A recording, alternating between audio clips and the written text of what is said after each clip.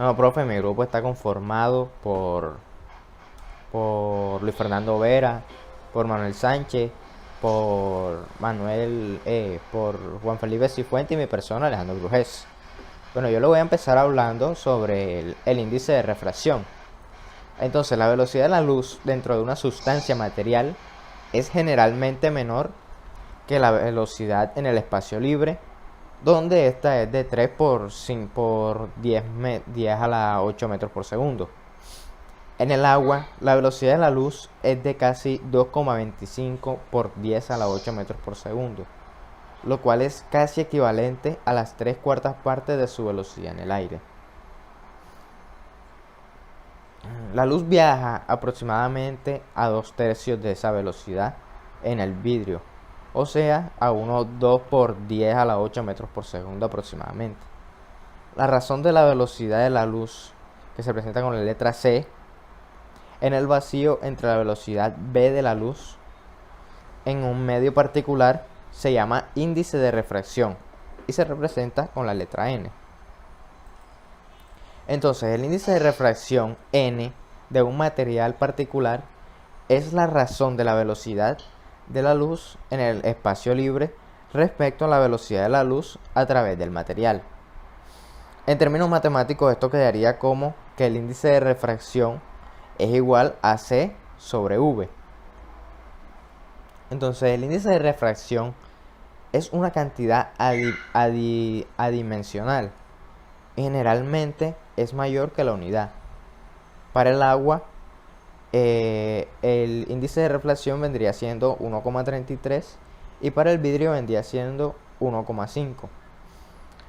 En la tabla que está en pantalla ahora mismo, muestra los índices de refracción de diversas sustancias de uso común.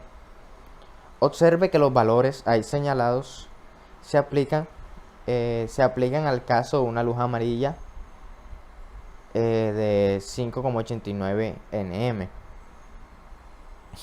La velocidad de la luz en sustancias materiales es diferente para longitudes de onda distintas, en efecto conocido como dispersión. Cuando la longitud de la onda de luz no se especifica, es común suponer que el índice corresponde al que tendría una luz amarilla.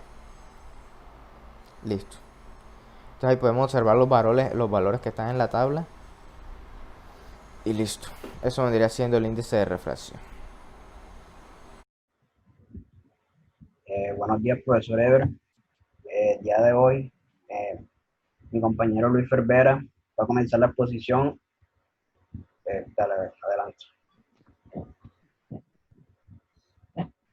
Bueno, pues, este, hablando sobre las leyes de refracción, un rayo se refracta, cambia de dirección cuando pasa de un medio a otro en el que viaja con distinta velocidad. En la refracción se cumplen las siguientes leyes. Entonces, una de las leyes es el rayo incidente, que es el rayo refractado, y la normal está en un mismo plano. Y la segunda es que se cumple la ley de Snell. Bueno, cuando la luz se refracta, cambia de dirección porque se propaga con distinta velocidad en el nuevo medio. Como la frecuencia de la vibración no varía al pasar de un medio a otro, lo que cambia es la longitud de onda de la luz como consecuencia del cambio de velocidad. La onda al refractarse cambia su longitud de onda, que es E igual V por T. Entonces, un rayo incidente cambia más o menos de dirección según el ángulo con el cual incide y según la relación de los índices de refracción de los medios por lo que se mueve. Existe algo que se llama el ángulo límite, que es que si n sub 2 es mayor que n sub 1, como en el caso de la luz cuando pasa desde el aire, n sub 1 al vidrio o al agua, que esto vendría siendo n sub 2, el rayo refractado se curva y se acerca a la normal. eh, entonces, en el caso contrario, es decir, si el rayo de luz pasa al medio del agua, al medio que es el agua y al medio aire, esta se aleja de la normal. Cuando el rayo de luz pasa de un medio más lento a otro más rápido, se aleja de la normal. Listo, Juanfe. Sí. Bueno, ahora yo les voy a hablar sobre la dispersión. Bueno, entonces, se ha mencionado antes que la luz o la velocidad de la luz varía en diferentes, o sea, varía según las longitudes de onda de cada objeto. Entonces, definimos que el índice de refracción, o sea, como la razón de la velocidad, que la definimos como c, en el espacio libre dentro del medio. Entonces, el índice de refracción sería igual a n igual a c sobre v sub m, que es la velocidad dentro del medio. Entonces, la luz tiene una longitud de onda diferente según, o sea, según el tipo de luz. Por ejemplo, la luz azul o la luz roja dan como resultado que el índice de refracción, o sea, que el índice de refracción es ligeramente diferente. Entonces, la luz roja viaja con mayor rapidez dentro de un medio específico que la luz azul. Entonces, esto se puede demostrar haciendo pasar una luz blanca a través de un prisma de cristal. Entonces, debido a la diferente rapidez dentro de este mismo medio, el haz de luz se dispersa, o sea, en los colores que lo componen. Entonces, ahí es cuando pasamos a la dispersión. Entonces, la dispersión sería la separación de la luz en las longitudes de onda que lo componen. Muchas gracias, profesor.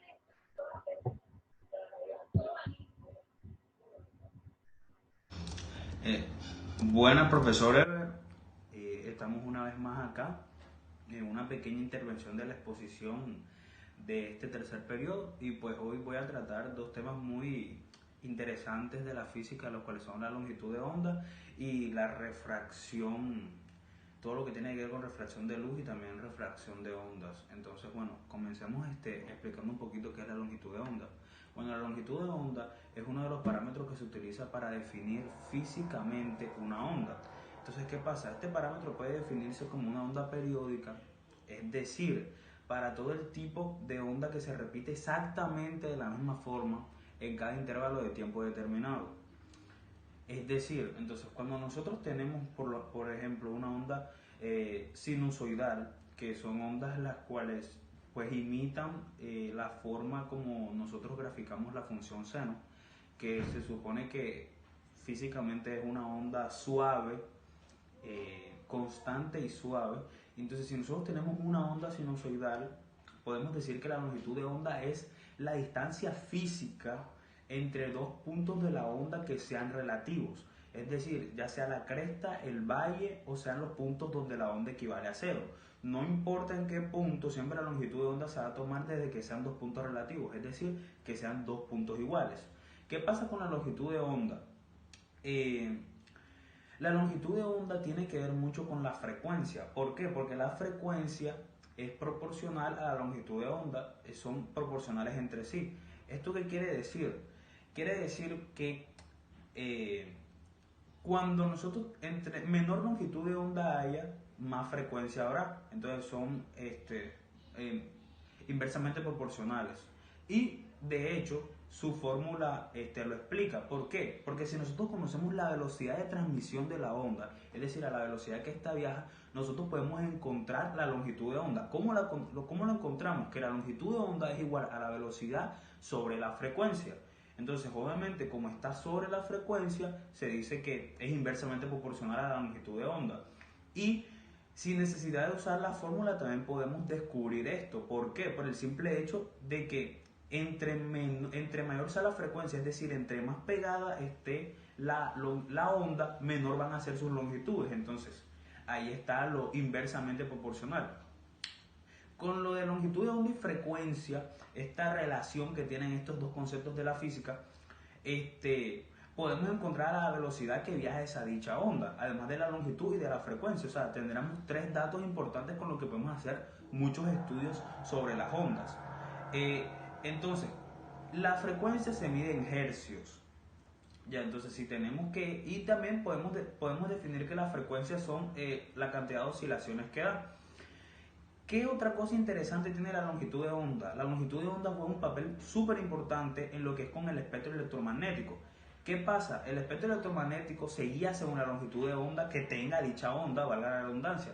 Entonces, ¿qué es el espectro electromagnético? Es la distribución en función del rango de frecuencia de las ondas o radiación electromagnética, como yo lo acabo de decir.